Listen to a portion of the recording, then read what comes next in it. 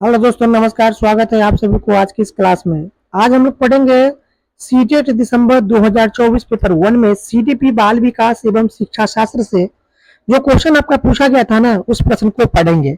यदि आप CTET exam की तैयारी करते हैं तो कुछ नहीं, सिर्फ आप 2011 से लेकर के, जब से सीटेट की एग्जाम की शुरुआत हुआ है 2011 से लेकर के 2024 तक, अब तक सीटेट की एग्जाम में जो प्रश्न पूछा गया है ना, सिर्फ उसी प्रश्न को पढ़ लेते हैं, यानी प्रीवियस ईयर क्वेश्चन को पढ़ लेते हैं, तो आपकी तैयारी अच्छी हो जाएगी और आप सीटेट की एग्जाम को आराम से पास कर जाएंगे। क्योंकि प्रीवियस ईयर क्वेश्चन से ही आपको नई क्वेश्चन को बनाया जाता है।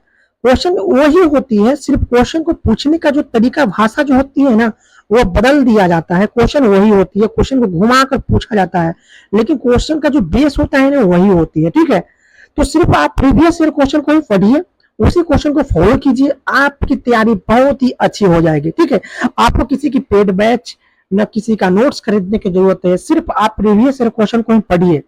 क्योंकि प्रीवियस ईयर क्वेश्चन से ना, जब आप प्रीवियस ईयर क्वेश्चन को पढ़िएगा तो उसमें देखने को आपको मिलेगा कि कम से कम तो 60 से 70% क्वेश्चन जो है ना, आपको रिपीटेशन देखने को मिलेगा। ठीक है, तो रिपीटेशन देखने को मिलता है और बहुत सारे क्वेश्चन जो है ना, एक ही क्वेश्चन के आधार पर दूसरा क्वेश्चन को बनाया जाता है। सिर्फ क्वेश्चन को बेस वही होती है, सिर्फ क्वेश्चन की भाषा जो है ना बदल दिया जाता है, पूछने का तरीका जो है ना बदल दिया जाता है, लेकिन क्वेश्चन का आंसर वही होती है। ठीक है, तो हम आपके लिए लगातार हमारे चैनल पर 2011 से लेकर के 2024 तक अब तक सीटेट की एग्जाम में जितने भी प्रश्न पूछा गया है ना, सबको पढ़ा दिए हैं। आज जो आपको हम पढ़ा रहे हैं, ये रिपीटेशन करा रहे हैं। ठीक है, एक तो हम पढ़ा दिए पहली बार 2011 से लेकर 2024 तक, अब तक सीटेट की एग्जाम में जितने पूछा गया है ना, सबको पढ़ा दिए हैं।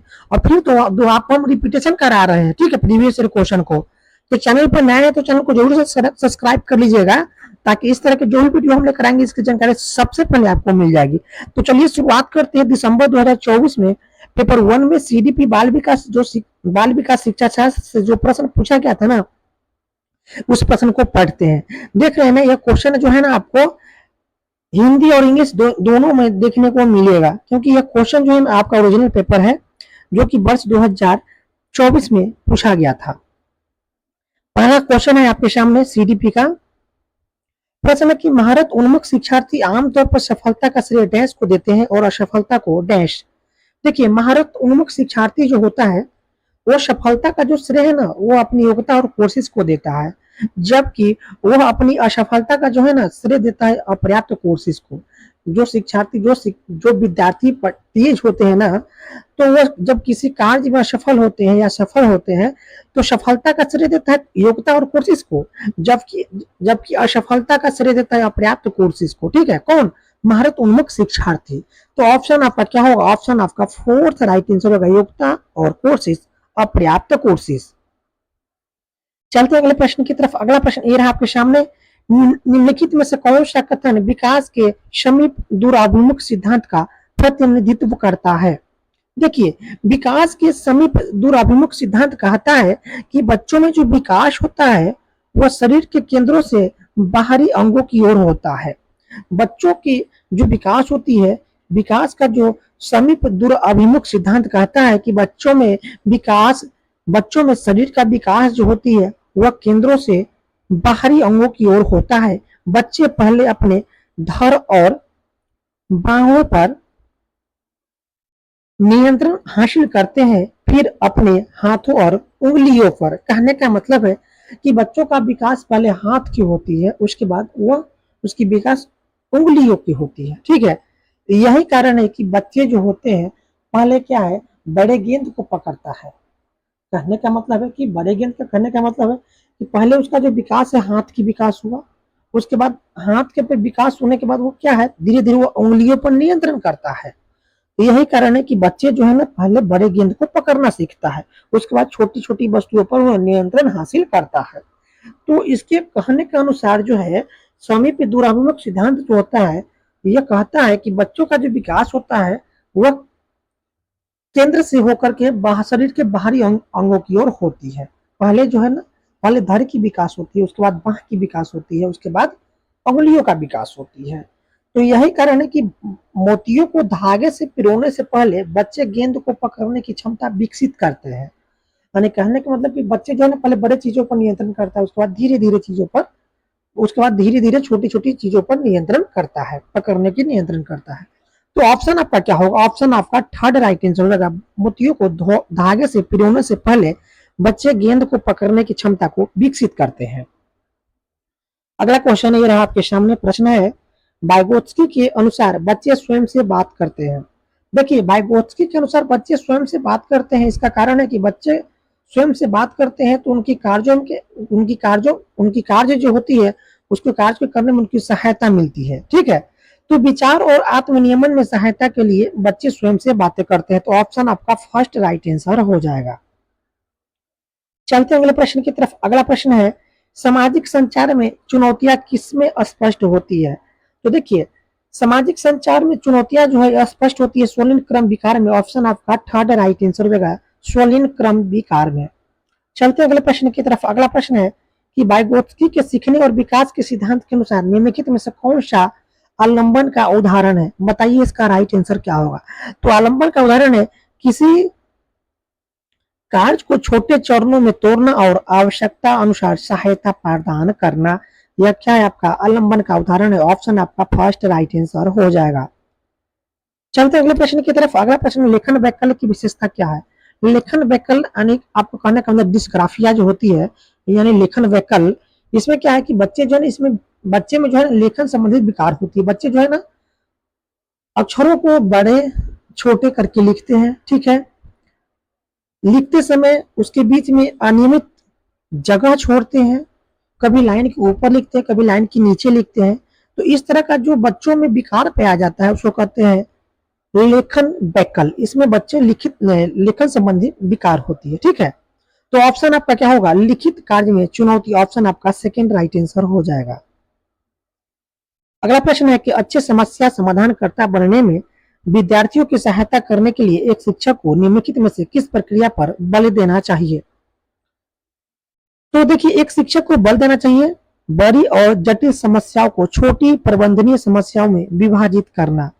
यानी एक शिक्षक को बड़ी समस्याओं को छोटी छोटी समस्याओं में विभाजित करके उसको समझाना सिखाना एक शिक्षक का कर्तव्य होनी चाहिए। ठीक है, तो ऑप्शन आपका क्या होगा? थर्ड राइट आंसर हो जाएगा। चलते अगले प्रश्न की तरफ। अगला प्रश्न है, अभिकथन ये दिया हुआ है, एक समावेशी कक्षा में छात्रों की आवश्यकताओं को पूरा करने के लिए शिक्षकों को बहुसंवेदी सामग्री का प्रयोग करना चाहिए। इसका कारण आ रहा है समावेशी कक्षाओं को पाठ्यचर्या सामग्री के मानकीकरण के साथ साथ मूल्यांकन रणनीतियों के मानकीकरण को अपनाना चाहिए। सही विकल्प को चुनिए। सही विकल्प क्या होगा? बताइए इसका राइट आंसर क्या होगा? देखिए, एक समावेशी कक्षा में छात्रों की आवश्यकताओं को पूरा करने के लिए शिक्षकों को बहुसंवेदी सामग्री का प्रयोग करना चाहिए। यह कथन सही है। इसका कारण है समावेशी कक्षाओं को पाठ्यचर्या सामग्री के मानकीकरण के साथ साथ मूल्यांकन रणनीतियों के मानकीकरण को अपनाना चाहिए। यह इसका कारण आर गलत है। तो ये सही है लेकिन आर गलत है। ऑप्शन आपका फर्स्ट राइट आंसर हो जाएगा। चलते हैं अगले प्रश्न की तरफ। अगला प्रश्न ये रहा आपके सामने। प्रश्न कहता है, रचनावादी दृष्टिकोण से, तो रचनावादी दृष्टिकोण से सीखना वर्तमान समझ का विस्तार और परिवर्तन है। ऑप्शन आपका थर्ड राइट आंसर हो जाएगा। चलते अगले प्रश्न की तरफ। प्रश्न का आता है, अभिकथन ये है, प्रभावी शिक्षक खुद को शिक्षार्थियों की दैनिक जीवन और उनकी सामाजिक सांस्कृतिक पृष्ठभूमि से परिचित कराते हैं। कारण इसका आर है, सीखना एक सामाजिक संदर्भ में होता है। राइट आंसर क्या होगा? बताइए। तो देखिए, प्रभावी शिक्षक खुद को शिक्षार्थियों के दैनिक जीवन और उनकी सामाजिक सांस्कृतिक पृष्ठभूमि से परिचित कराते हैं। यह क्या है आपका? यह कथन जो है, यह कथन आपका सही है। इसका कारण आ रहा है सीखना एक सामाजिक संदर्भ में होता है। सही बात है। बच्चों की जो है ना सीखना, जो बच्चे पहले समाज से ही सीखते हैं। ठीक है, बच्चे परिवार और समाज से ही सीखते हैं। तो ई और आर दोनों सही है और ई आर की सही व्याख्या करता है। ऑप्शन आपका थर्ड राइट आंसर हो जाएगा। चलते है अगले प्रश्न की तरफ। प्रश्न है, अर्थपूर्ण अधिगम मुख्य रूप से किसके बारे में नहीं है? अर्थपूर्ण अधिगम मुख्य रूप से किसके बारे में नहीं है? बताइए इसका राइट आंसर क्या होगा? तो देखिए, अर्थपूर्ण अधिगम मुख्य रूप से जो है ना, यह जानकारी को रटना, यह अधिगम के लिए सही नहीं है। तो ऑप्शन आपका क्या होगा, फर्स्ट राइट आंसर हो जाएगा। ठीक है, क्या होगा, जानकारी को रटना। चलते हैं अगले प्रश्न की तरफ। अगला प्रश्न ये रहा आपके सामने। प्रश्न कहता है, अभिकथन ये दिया हुआ है, शिक्षिका को अपनी कक्षा के लड़कों को खेलों में भाग लेने के लिए प्रोत्साहित करना चाहिए और लड़कियों को कला अलंकरण के लिए कार्य देना चाहिए। इसका कारण आ रहा है, बच्चे मुख्य रूप से अंतर्निहित जैविक भिन्नताओं के कारण जेंडर भूमिकाएं ग्रहण करते हैं। सही विकल्प को चुनिए। सही विकल्प क्या होगा बताइए। देखिए, शिक्षिका को अपनी कक्षा के लड़कों को खेलों में भाग लेने के लिए प्रोत्साहित करना चाहिए और लड़कियों को कला अलंकरण के लिए कार्य देना चाहिए। नहीं, ये तो जेंडर वाइज हो जाएगा कि लड़का को जो है ना खेलों में भाग लेना चाहिए और लड़कियों को कला में भाग लेना चाहिए। तो ये दोनों के बीच क्या होगा, जेंडर वाइज हो रहा है। ठीक है, यह जेंडर रूढ़िवादिता को दर्शाता है। इसका कारण आ रहा है, बच्चे मुख्य रूप से अंतर्निहित जैविक भिन्नताओं के कारण जेंडर भूमिकाएं ग्रहण करते हैं। नहीं, जेंडर भूमिकाएं जो है ना, बच्चे अंतर्निहित जैविक के कारण ग्रहण नहीं करता है। ठीक है, उसको जो है ना समाज में ही जेंडर भूमिकाएं समाज से ही वह प्राप्त करता है। ठीक है, तो देखिए ये दोनों कथन क्या है, दोनों कथन गलत है। ए और आर दोनों गलत है, तो ऑप्शन आपका सेकेंड राइट आंसर होगा। ए और आर दोनों गलत है। अगला प्रश्न है, गति संवेदी शिक्षार्थी डांस के माध्यम से सीखना पसंद करते हैं।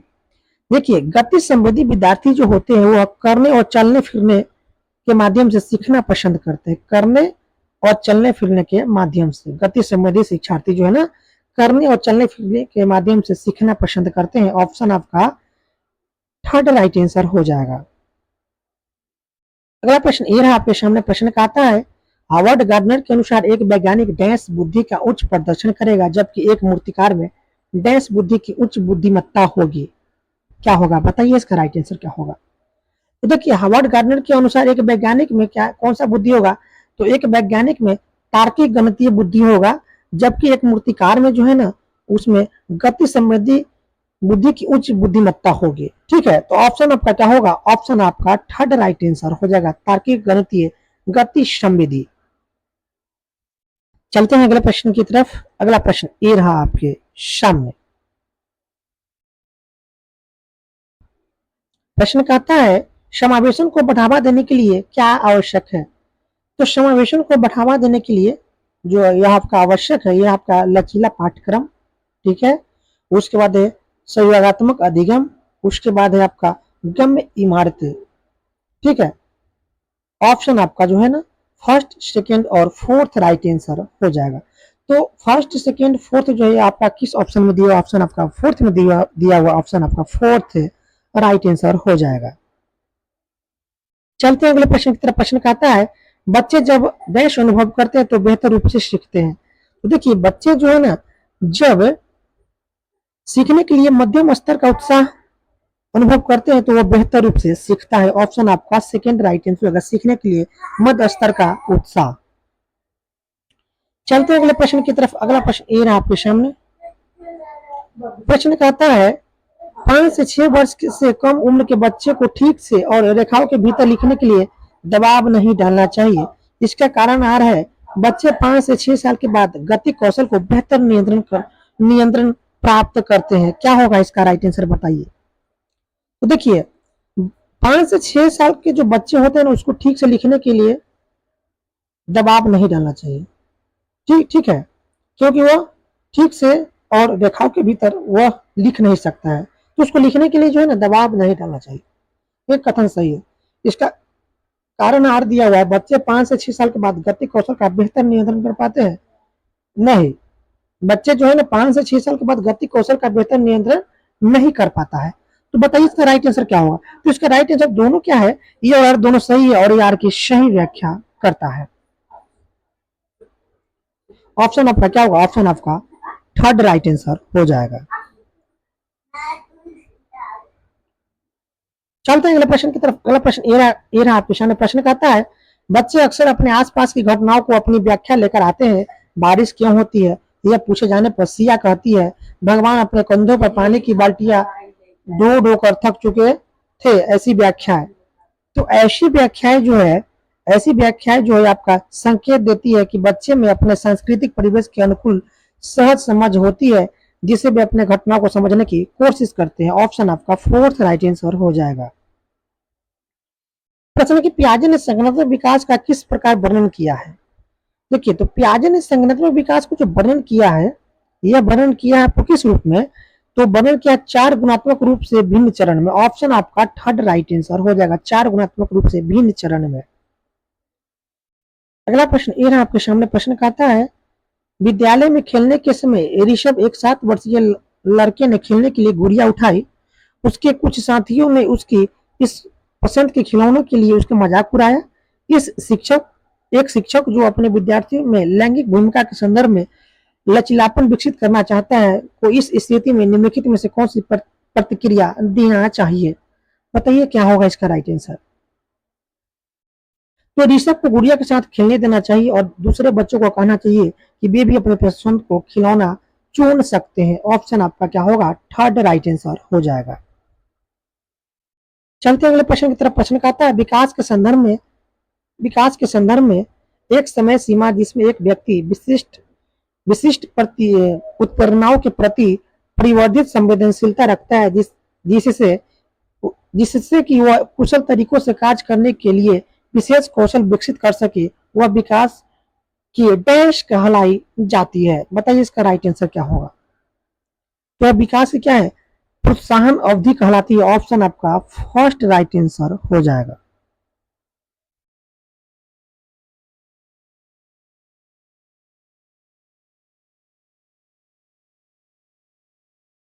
चलते हैं अगले प्रश्न की तरफ। प्रश्न कहता है, शिक्षकों को ध्यान न्यूनता अतिक्रियाशीलता से जूझ रहे छात्रों की आवश्यकताओं का ध्यान रखते समय डैश से बचना चाहिए। तो विकर्षण और शोर करने से बचना चाहिए। ऑप्शन आपका फर्स्ट राइट आंसर हो जाएगा। चलते अगले प्रश्न की तरफ। प्रश्न कहता है कि लॉरेंस कोहलबर्ग ने तर्क दिया है कि, तो देखिए लॉरेंस कोहलबर्ग ने तर्क क्या दिया है बताइए। तो लॉरेंस कोहलबर्ग ने तर्क दिया कि बच्चों के नैतिक तर्क में लिंग भेद होते हैं। ऑप्शन आपका फोर्थ राइट आंसर हो जाएगा। बच्चों की ऑप्शन आपका क्या होगा, ऑप्शन आपका थर्ड राइट आंसर होगा। नैतिक विकास कर्मिक चरणों में होता है। कोहलबर्ग ने तर्क दिया है कि बच्चों में जो ना जो नैतिक विकास होती है वो कर्मिक चरणों में होती है। ऑप्शन आपका क्या होगा, थर्ड राइट आंसर हो जाएगा। प्रश्न का आता है, अगला प्रश्न है कि कोहलबर्ग के नैतिक विकास के किस चरण में व्यक्ति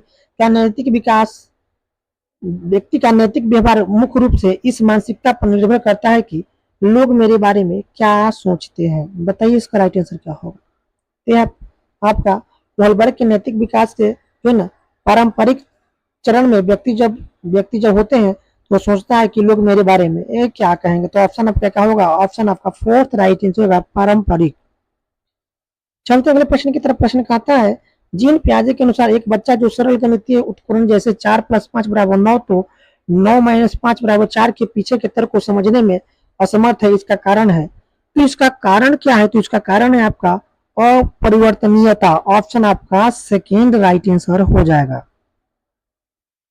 चलते अगले प्रश्न की तरफ। अगला प्रश्न ये रहा आपके सामने। अभिकथन ये है, शिक्षकों को छात्रों से दूरी बनाकर रखना चाहिए और अधिगम की प्राथमिकता जिम्मेदारी उन्हीं पर डालनी चाहिए। इसका कारण आ रहा है, अधिगम एक लोकतांत्रिक वातावरण के बजाय एक अधिकारवादी वातावरण में प्रभावी ढंग से होता है। सही विकल्प को चुनिए। सही विकल्प क्या होगा, तो देखिए शिक्षकों को छात्रों से दूरी बनाकर रखना चाहिए और अधिगम की प्राथमिक जिम्मेदारी उन्हीं पर देना चाहिए।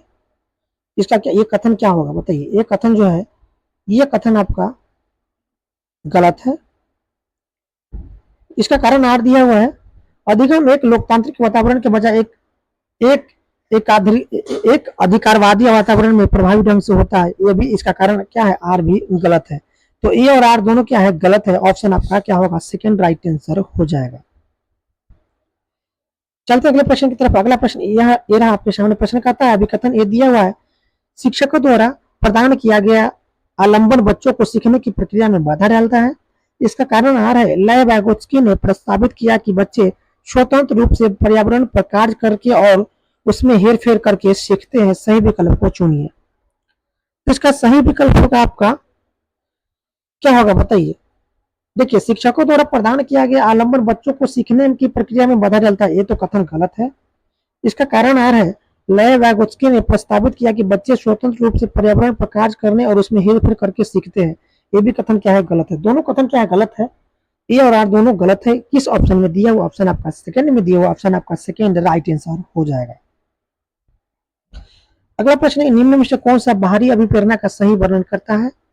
तो बाहरी अभिप्रेरणा का सही वर्णन करता है अभिप्रेरणा जो वातावरणीय परिणामों से आती है। या क्या आपका बाहरी अभिप्रेरणा का सही वर्णन है?